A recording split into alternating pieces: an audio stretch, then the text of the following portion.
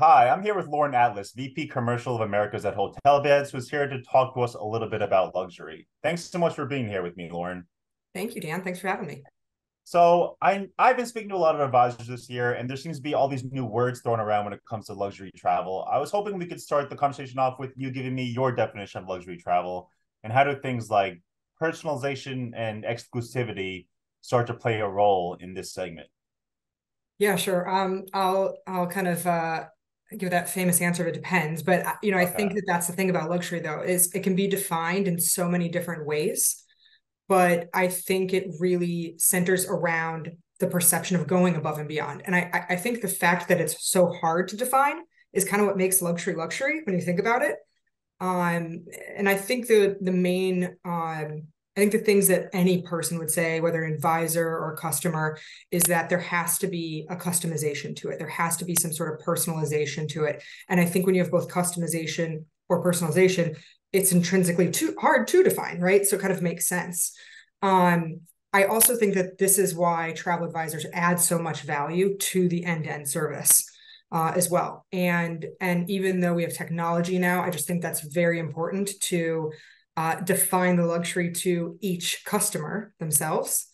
I think that for me, I would say it's about expectations being exceeded and kind of this feeling of delight.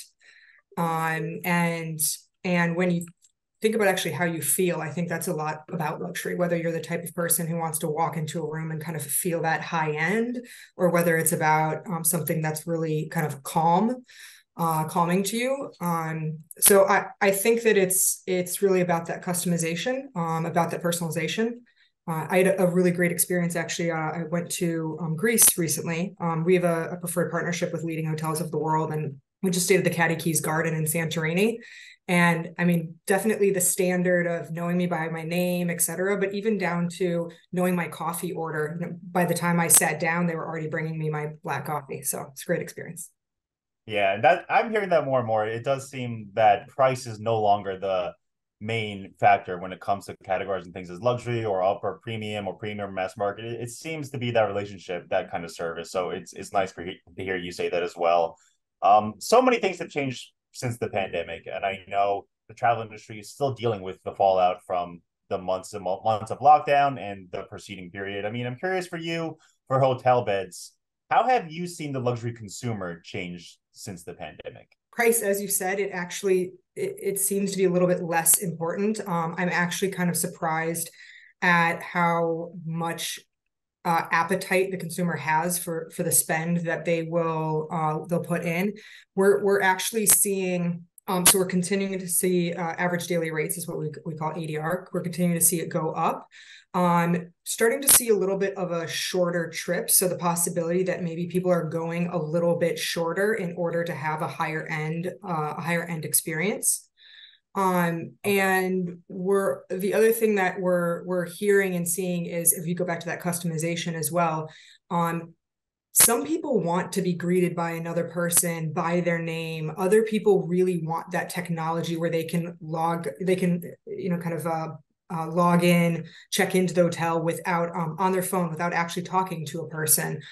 Use that phone as much as they can, whether it's their key card or whatnot, to get around the hotel and have that high end experience. So kind of embracing technology, continuing to embrace technology, and I still don't see the breaking point on the appetite for prices yet. Yeah, just you mentioned ADR. I wanted to follow up on that because I know there's a discussion now about consumer sentiment when it comes to paying these ADRs, and whether or not their experience is meeting their expectation for what they're putting down. I'm curious. I mean, do you have any sense of how the consumers are feeling about that, about knowing what their expectations going into these trips when they are paying top dollar for certain room nights? So I actually think that's part of why we're continuing to see a drive towards luxury, is because people do not want to spend $300 on or $400 on, I'm just going to say like a kind of typical brand, I'll say, right? Your Yeah. typical four-star hotel, just to find out that the only way they get room service is by actually calling. And sometimes even then you can't get it until every other day.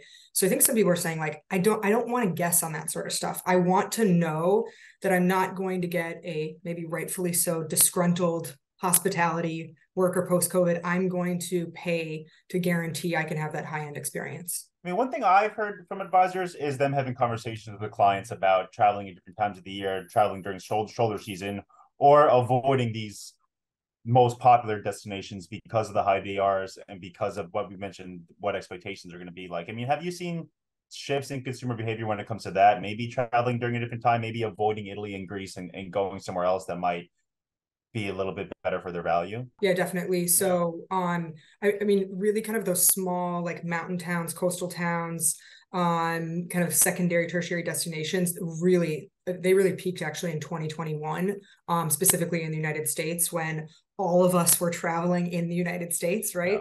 We're starting to see those come back down. But we are seeing more kind of off the beaten path, or I should say, as you did, Dan, not the number one destination, right? So if you look at Italy, it's actually the number one country. So we have Mexico's number one outbound from US, and then Italy number two. But when you look at the destination level, I mean, it's still Rome, but it's pretty far down. So the number of different destinations that are being booked by our customers and travel advisors in Italy, for instance, is really quite spread out, still making Italy a top destination, though. Yeah, that is something I've been hearing too. It does feel like clients, maybe the ones who got out right away post-pandemic and experience Rome, still want to go to Italy, but still want to go elsewhere. I'm curious, are there any other international destinations that are really popping up for hotel beds? Any ones that might be surprising for advisors to hear about? I mean, we definitely still have kind of the standards, right? So I mentioned Italy, UK, France. I think that last year was like the year of Paris, and actually this year we've had a lot of people focused on London, for instance. And we have a lot of good product in the islands as well. So the Dominican Republic, Jamaica, et cetera, are also in the top 10. From an outbound perspective. I thought it was interesting, for instance, Sorrento is actually the number 10 destination for US travelers, at least for hotel beds. From an international perspective, Florence is the number 7. So just kind of, going towards that Italy comment. It's not just Rome.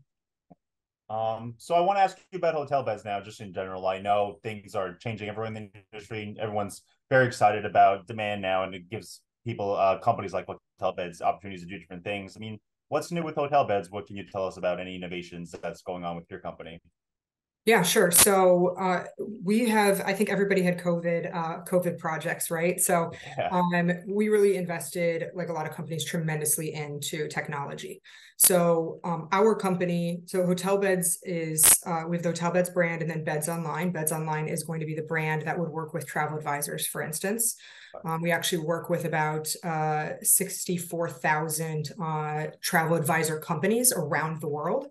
And then another 10,000 airlines, point redemption companies, et cetera. So we're a travel tech company that is going to power all of these businesses, travel advisors, and connect them to over 300,000 hotels, 16,000 experiences, attractions, et cetera, and over 500 car rentals and transfer products. And our travel advisors, our airline clients, et cetera, are hitting our system 4 billion times a day. So we have a lot of work that we did in order to make sure that search results are coming back quickly, that it's a seamless experience. And what we're really trying to do is look at the whole travel experience. So even from the point of research to the point of checkout. And it's not necessarily that we yet have a hand in that end-to-end process, but that's what's important to our clients. That's what's important to our clients' clients. So we need to keep that in mind as we continue to develop more technology to make our travel advisors and our clients' jobs even easier. I know we only have a little time left, but anything else you want travel advisors to know, particularly maybe the ones coming into the industry now, or even the new ones who have yet to work with hotel beds? Yeah, I mean, I would say that Beds Online and Hotel Beds makes it very easy to just sign up, book. A lot of great features as well, from For instance, you can determine your own commission or add a Okay. service fee, stuff like that. And I think from the technology Yeah. standpoint, look for platforms that are not only easy to use, tech empowered, but also that offer truly good service. So, and I know that that is especially important to travel advisors. They never want to get that phone call, while somebody's actually on the vacation, right? Yeah. So that's what I would say is look for those good partners that you can trust because of the technology and the service, in addition to the products they offer you. All right. Well, I know advisors will be anxious to hear, especially the service fee components with how big that is now. So yeah, thank you so much, Lauren, for your time. I really appreciate it. I thought it was a great conversation. Thanks, Dan.